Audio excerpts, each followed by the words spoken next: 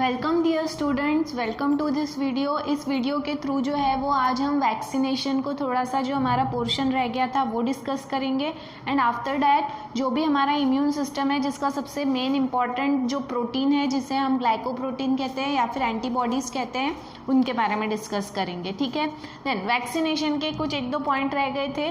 तो यहाँ पे वैक्सीनेशन जो है, वैक्सीनेशन के through vaccine which is the type of micro organism जो हमारे बॉडी में डाला जाता है with the help of injection, वो क्या करता है बॉडी में जाने के बाद में, तो वो हमारे बॉडी को स्टिमुलेट करता है, जागरूक करता है, उसे जगाता है और उसे एंटीबॉडीज़ तैयार करने के लिए जो है वो फिर एक्टिवेट करता है। ठीक है, तो जो भी एंटीजन हमारे बॉडी में आया है उसके लिए एंटीबॉडीज़ वो तैयार करता है। देन उसके बाद में जो भी वैक्सीनेशन है इसका सबसे मेन चीज़ ये है कि जो भी टाइप ऑफ एंटीजन के, जब भी वो किसी भी एंटीजन क्या है, फॉरेन ऑर्गेनिज्म, जब भी हमारा बॉडी जो है वो किसी भी फॉरेन ऑर्गेनिज्म के कांटेक्ट में आता है तो उसे हमेशा रिमेंबर रखना, याद रखना और हर बार उसके रिस्पॉन्स में जो है वो एंटीबॉडीज़ तैयार करना, ताकि जो भी नेक्स्ट टाइम का जो एक्सपोजर रहेगा उस पर्टिकुलर माइक्रो ऑर्गेनिज्म का, उसको हम फास्टर रिस्पॉन्स दे सकें। ठीक है, क्योंकि एक बार जो माइक्रो ऑर्गेनिज्म बार बार हमारे बॉडी में एक बार एंट्री कर गया, हमारे बॉडी ने उसको with the help of antibodies बाहर भगा दिया। नेक्स्ट टाइम जब वो फिर से एंट्री करेगा तो जो एंटीबॉडीज़ हैं वो इतने स्ट्रांग रहेंगे कि उसको जल्दी, बहुत जल्दी जो है वो उसको मारकर भगा सकते हैं। ठीक है, देन वैक्सीनेशन जो है उसमें वैक्सीन किस फॉर्म में हो सकती है। ठीक है, तो वैक्सीन जो है वो किसी भी पैथोजन के बॉडी से लिया हुआ प्रोटीन या फिर शुगर हो सकता है। ठीक है, या फिर डेड और इनएक्टिवेटेड पैथोजन। पैथोजन क्यों बोल रहे हैं, क्योंकि मैंने आपको पहले ही बताया कि माइक्रो ऑर्गेनिज्म को ही जो है वो वैक्सीन के तौर पे यूज़ किया जाता है। माइक्रो ऑर्गेनिज्म में से हम हार्मफुल चीज़ें हटा देते हैं और यूज़फुल चीज़ें उसमें डाल देते हैं और फिर उसको हमारे बॉडी में इंजेक्ट करते हैं, ताकि हमारी बॉडी जो है वो ज़्यादा मात्रा में एंटीबॉडीज़ तैयार करने के को सीख जाए। ठीक है, तो वो या तो डेड या फिर इनएक्टिवेटेड पैथोजेंस हो सकते हैं। और टॉक्सॉइड मतलब ऐसा पैथोजन जिसका टॉक्सिक सब्सटेंस जो है वो क्या जो टॉक्सिक सब्सटेंस पैथोजन तैयार करता है, वो टॉक्सिक सब्सटेंस जो है उसमें से हम हार्मफुल चीज़ों को निकाल के यूज़फुल चीज़ें उसमें ऐड करके और उसे भी एज अ वैक्सीन हम इंजेक्ट कर सकते हैं। या फिर एक ऐसा पैथोजन जिसे हमने वीक बना दिया मतलब आपके बॉडी में जाने के बाद में वो डिसीज़ क्रिएट करने के काबिल नहीं है, वो सिर्फ आपके बॉडी के इम्यून सिस्टम को एक धक्का लगा रहा है, एक एक्टिवेशन दे रहा है कि ताकि वो जो है वो एक्टिव हो जाए और एंटीबॉडीज़ तैयार करने लगे। ठीक है, देन इसके बाद में जो है यहाँ पर जो भी हमारा बॉडी रिस्पॉन्स है, ठीक है, जब भी हमारी बॉडी जो है वो एंटीबॉडीज़ के फॉर्म में जब भी एक रिस्पॉन्स देती है, तो यहाँ पे एक एडेप्टिव, मतलब ये जो भी वैक्सीनेशन है, ये वैक्सीनेशन किस टाइप की इम्यूनिटी को बिलोंग करता है या किस टाइप की इम्यूनिटी को सपोर्ट करता है, तो उसे एडेप्टिव इम्यूनिटी, जिसको हमने एक्वायर इम्यूनिटी, मतलब बार बार अगर आपको वैक्सीन दिया जा रहा है तो आपको एक्चुअली आपके बॉडी को ये सिखाया जा रहा है कि भाई कोई बाहर से अगर कोई आपके बॉडी में आता है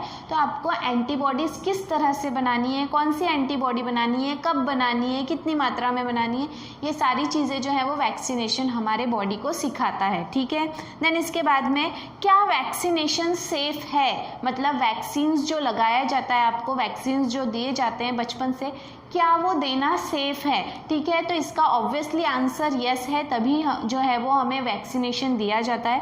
वैक्सीन्स जो है वो सेफ क्यों हैं, क्योंकि इसका रिगरसली टेस्टेड, जो भी वैक्सीन्स आपको लगाए जाते हैं वो उसका बहुत ज़्यादा पहले जो है वो परीक्षण किया जाता है, टेस्ट किया जाता है, उससे जुड़े देखो मैनी राउंड्स ऑफ स्टडी, उसको बार बार स्टडी किया जाता है, उसके बाद में उसको एग्जामिन किया जाता है, उसको पूरा बोलते हैं ना हम ठोक बजा कर देखते हैं, पूरी जांच परख करते हैं, उसके ऊपर पूरा रिसर्च होता है और उसके बाद में ही उसे जनरल पब्लिक हेल्थ के लिए जो है वो रिलीज़ किया जाता है। मतलब ऐसा नहीं कि आज मैंने एक वैक्सीन ढूंढ लिया और कल वो मार्केट में आ गया, ऐसा नहीं होता है। उससे रिलेटेड पहले उसके डूज एंड डोंट्स, मतलब अगर हम सिर्फ पॉजिटिव चीज़ देख रहे हैं तो उसका कोई साइड इफेक्ट तो नहीं है, उसका कोई दूसरा गलत इफेक्ट तो नहीं होगा बॉडी के ऊपर, ये सारी चीज़ों को टेस्ट करने के बाद में ही वैक्सीन जो है वो मार्केट में रिलीज़ की जाती है for general public health. Then यहाँ पे और एक्सटेंसिव रिसर्च, बहुत रिसर्च भी की गई है और ये साबित हो चुका है, बहुत सारे एविडेंसेस हैं, प्रूफ्स हैं जो ये शो करते हैं कि वैक्सीन जो है अगर उसको प्रॉपरली टेस्ट किया जाए और उसके बाद में अगर आप वो वैक्सीन यूज़ कर रहे हो तो वो वैक्सीन आपके लिए एकदम सेफ़ है, उससे आपके बॉडी को कोई भी नुकसान नहीं है और ना ही कोई साइड इफ़ेक्ट्स हैं, ठीक है।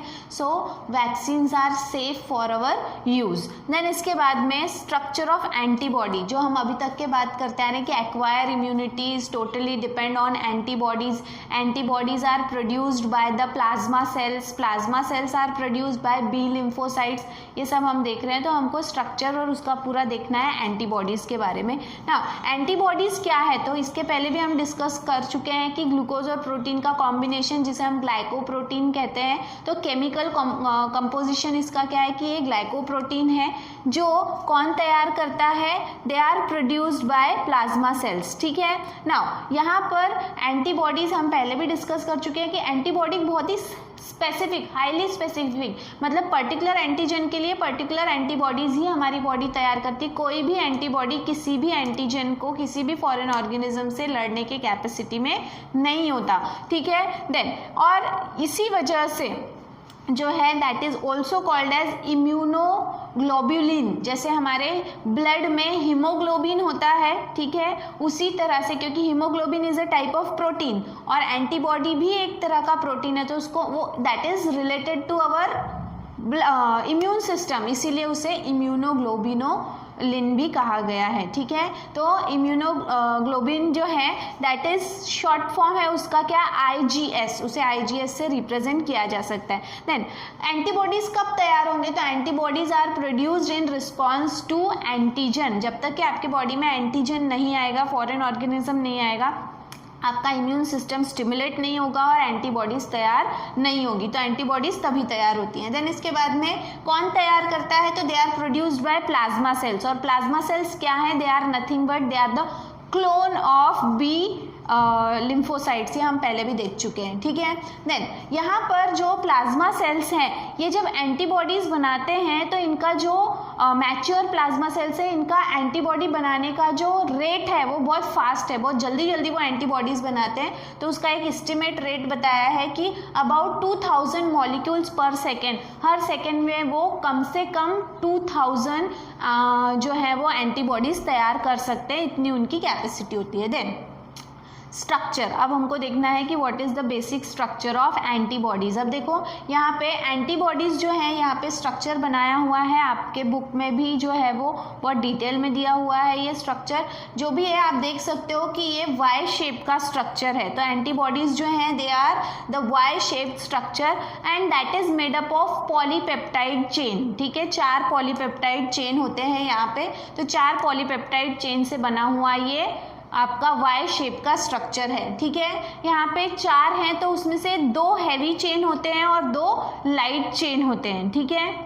अब देखो यहाँ पे जो ऊपर के हैं, ठीक है, तो यहाँ पर ये वाला जो है ये 1 और ये 2, ठीक है, these are the heavy chains. ये जो आपको बड़ा वाला वाई शेप का दिख रहा है, ये 2 जो है वो हैवी चेन्स है, और ये जो आपको छोटा दिख रहा है ये 2 जो है वो लाइट चेन है। इस तरह से ये 4 पॉलीपेप्टाइड चेन से बना हुआ होता है। अब ईच पॉलीपेप्टाइड चेन, हर पॉलीपेप्टाइड चेन एक दूसरे से जुड़े हुए हैं with the help of disulphide bond, ठीक है। 2 यहाँ पे देखो S bond S, S bond S, यहाँ पे भी S bond S, S bond S, S bond S, S bond S।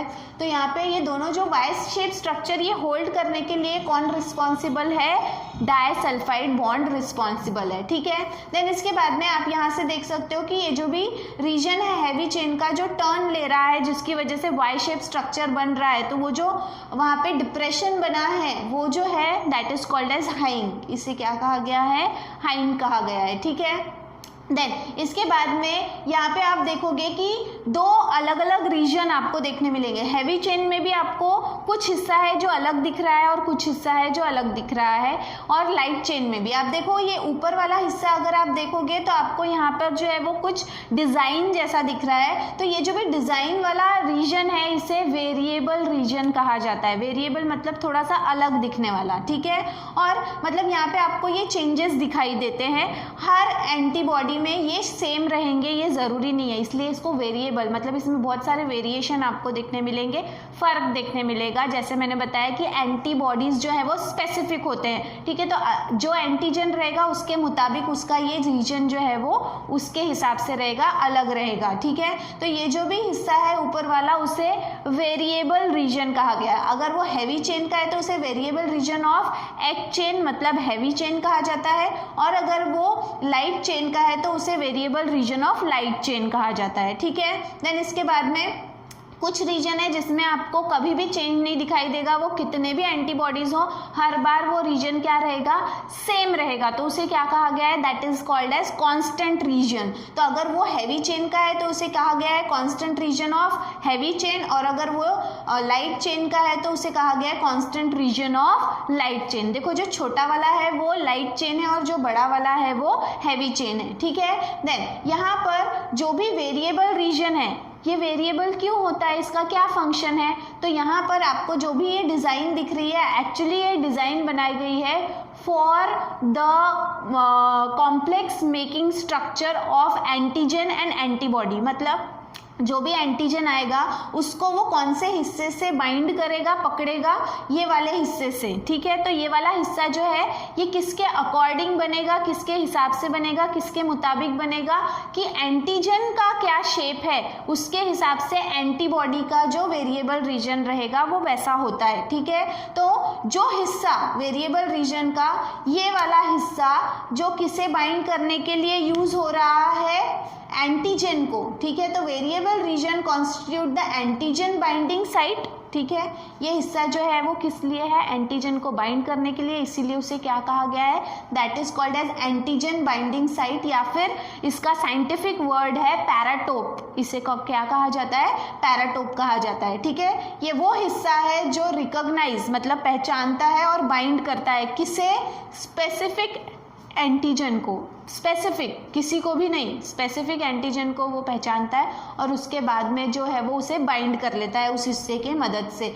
Bind करने के बाद में वहाँ पे क्या तैयार होगा, एंटीजन एंटीबॉडी कॉम्प्लेक्स, वहाँ पे क्या तैयार होता है, एंटीजन एंटीबॉडी कॉम्प्लेक्स तैयार होता है, ठीक है। देन आप देख सकते हो यहाँ पे कि कितने एंटीजन बाइंडिंग साइट है, ये एक है और ये एक है। यहाँ पे लिखा हुआ है antigen binding site 1, antigen binding site 2, ठीक है। तो यहाँ पे कितने बाइंड करने वाले साइट हैं, 2, इसी वजह से it is also called as bivalent, इसीलिए उसे क्या कहा जाता है, बायवैलेंट भी कहा जाता है, ठीक है। तो इस तरह से एंटीबॉडी का जो स्ट्रक्चर है वो वाई शेप का होता है, लाइट चेन, हैवी चेन, और उसका जो स्ट्रक्चर है उसे होल्ड करने के लिए सल्फाइड बॉन्ड ज़रूरी है, ठीक है। तो ये जो है this is all about the structure of antibodies और वैक्सीनेशन के बारे में जो बचा हुआ हिस्सा था वो। इसके बाद में हम हमारे नेक्स्ट वीडियो में जो है वो आगे का पार्ट देखेंगे। तब तक के लिए थैंक यू।